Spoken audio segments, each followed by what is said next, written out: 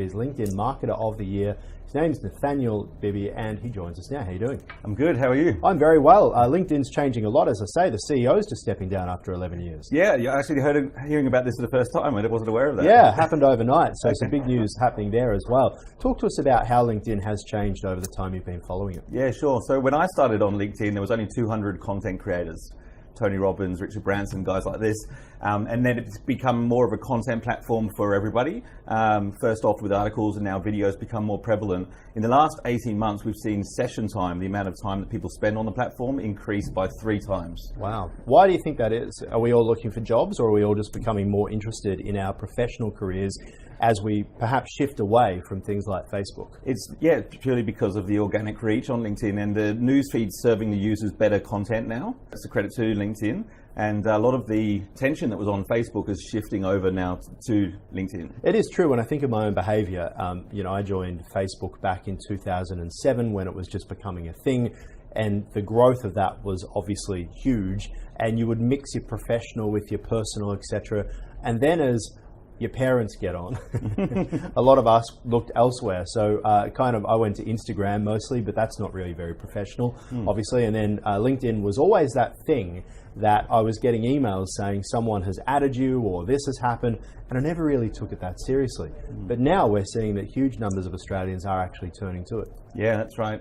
And the statistics say that if you're in business to business, that the content on LinkedIn is 3 times as trusted as some of the other social platforms. So, it might be a little bit more expensive to advertise on LinkedIn, for example, but if it's 3 times as trusted, then it's technically 3 times as valuable. So tell me about your business. What do you actually do? How do you do the marketing and the content, etc.? What is it you do with LinkedIn? Well, I delegated what I do on LinkedIn very early to an assistant, and I thought, well, if I can delegate it to an assistant, why can't businesses delegate it to us? Yeah, sure. And so we offer lead generation services. Oh, wait. So whenever you're on LinkedIn, I'm actually looking at what your assistant's written. Well, it's all strategy, right? It's something that's a lot of people do wrong is they think of their content as they do it. And so we help them map out a strategy and handle their distribution as well, and with the content side of things. And then there's appointment setting, which you can't do on like other platforms. That's really interesting about the strategy for LinkedIn. Talk to us about, when a business comes to you and they say, we realize we need to do more on LinkedIn, there's an audience there. Just walk us through the process as to how that actually works. Yeah, sure. Well, if you take a back step, like a couple of things, a couple of reasons why people get content marketing wrong in general is technically we're impatient, and we're selfish, right? Yeah. So I try to get them to understand that you need to actually be caring in order to add value, and also to be a little bit patient, because longer term, that's how you build a brand.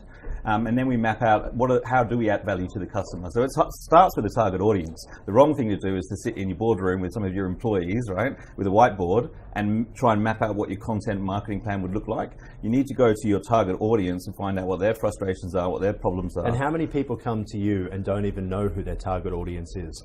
9 times out of 10, that's the case. Yeah.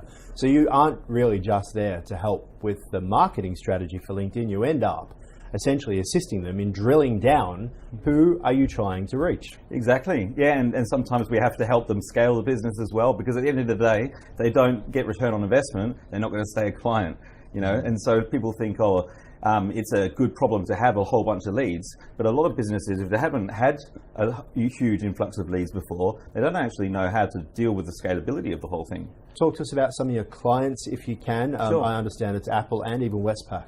So those are the guys at the bigger end of the spectrum. We work with everything down to small businesses. Pretty sure you don't have to tell them who their client base is. Yeah, sure.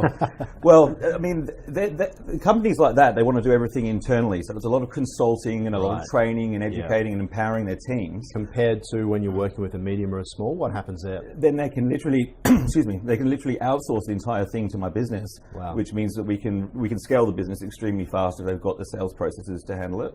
Which do you find to be the biggest challenge, dealing with organizations where it's kind of internal, or dealing with people where they come to you and they're not entirely sure of what they need to be doing, they just know they need to be doing something, and I guess they hand over that entire creative process to you? Definitely at the bigger end of the spectrum, I see more of an impact, and they tend to know what to measure as well. So generally, the businesses we work with at least have a marketing manager and a sales team in order for us to work with them. So in terms of knowing what to measure, how do you measure success on LinkedIn? I think the most important thing is return on investment. I think you need to be making money, you know. And once that's taken care of, then you can look at investing in brand and look at some of the vanity metrics as well. But what happens on social media is, because there is a scoreboard, you can look at how many followers you have and how many likes you get, that it becomes a distraction for a lot of businesses, and they measure success that way, and they don't actually know if they are making money on social media or not. What about spending money on LinkedIn in terms of to advertise, to get your content out there? Obviously, a lot of people boost on Facebook, they put content up on YouTube with an ad as well, but we are constantly told that LinkedIn is way more expensive. Do you think that it's a fair cost that LinkedIn charges in terms of for ads, or do you think that they've got to bring it down? Look, I think they will bring it down. I think it's fair, absolutely, given that it's more trusted. However, I think companies are very quick to invest in expanding their reach when they haven't even got good content in the first place. Right. But does it prevent people from doing the right thing and actually investing in LinkedIn because of the cost? Absolutely. Because when they look at return on investment, as you've just mentioned, quite often YouTube's dirt cheap, Facebook it's become a harder place to reach as many people. And do you think that might be sending people towards LinkedIn because Facebook is just full of it? Absolutely. I wouldn't be surprised if you were able to sponsor a post from a personal profile on LinkedIn soon. Really? Because it's not like Facebook where it's a personal profile, it's a professional profile, isn't it? It's actually quite surprising in a way that hasn't happened already, that people aren't already able to I suppose, boost their own content to show the world what they're doing. Well, when they did the second round of capital raising, I saw the business plan that LinkedIn had. It was a Rolodex of CVs, and recruiters would use it to find talent. There was no mention of salespeople or marketers at all in the business plan. So this market they didn't cater for. You know, it's much larger. So how long have you been doing this for? And talk to us about the growth, because I understand that it wasn't exactly easy kicking off for you. Yeah. So I've been doing this for 7 years and managing my own business for 5 years. When I started my company, it wasn't like I just had this great idea and wanted to launch into it. I was part of a backdoor listing on the stock market with my previous employer. I hadn't been paid in 3 months. I was 20 grand in debt, was getting evicted. Wow. My electricity got cut out. Wow. And I was in a situation where I had to do something quite radical to get out of this financial difficulty I was in.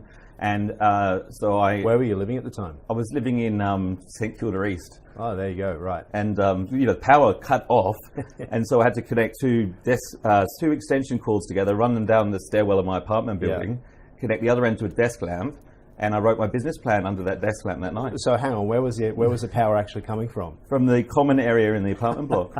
The startup guide to paying your power bill. Yeah, well, look, I mean, some people say you need inspiration or desperation in life sometimes, and I got desperation. And perspiration as well when it's all going to hell. But from there, how quick was the growth? So a lot of people expect, like, you don't have a huge amount of money at that stage. You're $20,000 in debt. You got no power. Growth doesn't happen quickly. So how long were you hanging that cable out the door? We made $15,000 on the first. Well, I made $15,000 in my first day. It was only me with no power. Wow! In your first day? Yeah. Yikes! You showed the power company. Yeah. Well, we had extensive growth because we're the only company in Australia doing LinkedIn marketing. And so when the conversation comes up, when somebody wants a LinkedIn speaker, we got the call. And so by 11 months in, I had 9 people working for me. So I guess your story there is about how being first in an industry that no one else is playing in, that you can see potential even if others can't see potential. And there's the money. Well, I could see it was the most effective way to generate leads online, and a lot of people didn't know what they were doing on there, But what about trying to convince people? Because if people don't know about a new technology, generally, particularly in Australia, we can be quite conservative about trying new things. That's true. Did you find that a big part of your challenge was actually trying to get people to adopt LinkedIn, let alone spend and market on it? Yes, it was. It was education a lot at the start. And now it's very different. Now it's like, we're spending $100,000 on Facebook. Tell us how we can spend it on LinkedIn, So they want to shift. Absolutely, yeah. Why do you think that is? It's just return on investment. And there's a lot of prominent people in the marketing and business world that are talking about LinkedIn. So they're very aware that there's a lot of attention there. It's, tripled the session times. And so they just want to know how to do it because it's very different to the other social platforms. So you have now moved to Perth. Is that to get away from the debt collectors from the power company, or? No, it's not. It's to be closer to my family. Oh, I see, of course. The British twang we've got there, I see. Yes. I guess Perth is a little bit closer to the UK. Yeah, a little bit, yeah. So what's it like in terms of competition now? So obviously where you began, it was, you I guess, cornered the market in terms of marketing here. Now, every day on my door comes a tap from someone wanting to do some sort of marketing on LinkedIn. How do you stay ahead of the pack? People mentioned that to me, the competition was increasing. And I've had a look at the competition that's out there. And what I've decided to do to differentiate myself is focus on the corporate market.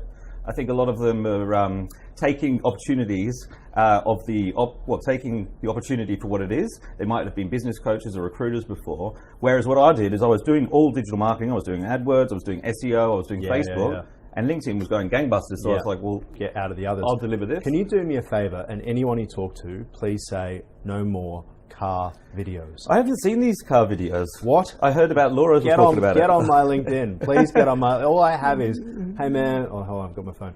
Hey man, I've just had this great idea. Like, I was in the shower and now I'm driving, and you're like, well, you just crash. But it's probably the people you connected to. Maybe the guys in the media industry. The show-offs in the media industry. So, would I be safe to say that a lot of people are kind of shifting from Facebook to putting their personal fun side on Instagram and their professional side on LinkedIn, and that's their world these days? More or less, yeah. I think when you just work... the chat functionality, I find, is what keeps me on Facebook.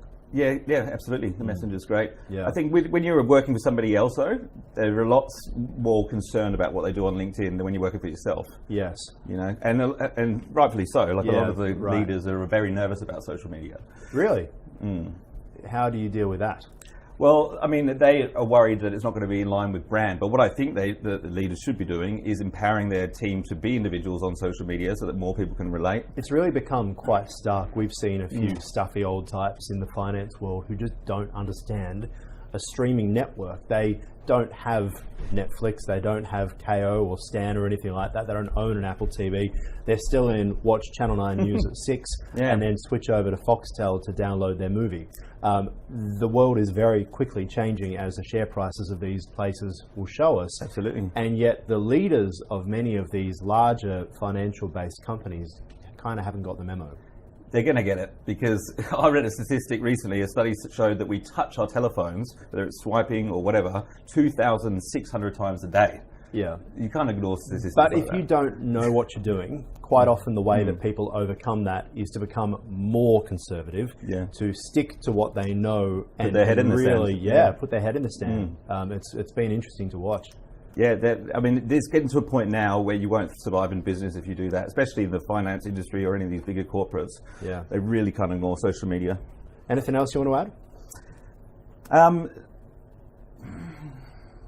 Just get on LinkedIn, guys. Give it a crack. LinkedIn give the content creators a push on their first piece of content, so it's a bit of an incentive to. We've found that the video side of LinkedIn actually hasn't been as good lately. We've noticed, I think it was about November, that if we post a photograph, and others have said this to us as well, photos are going gangbusters, but the videos are actually not getting as many views organically as they used to. It's about having a mix of content. Right. LinkedIn wants to give users that are doing a mix of content more preference. So don't just do videos, do photos and as well. And articles as well. And articles too. You'll probably find the one that you do the least will work the best, because it's trying to encourage you to do more of it. Interesting. Very, very interesting. The old silly algorithm out there that confuses us all.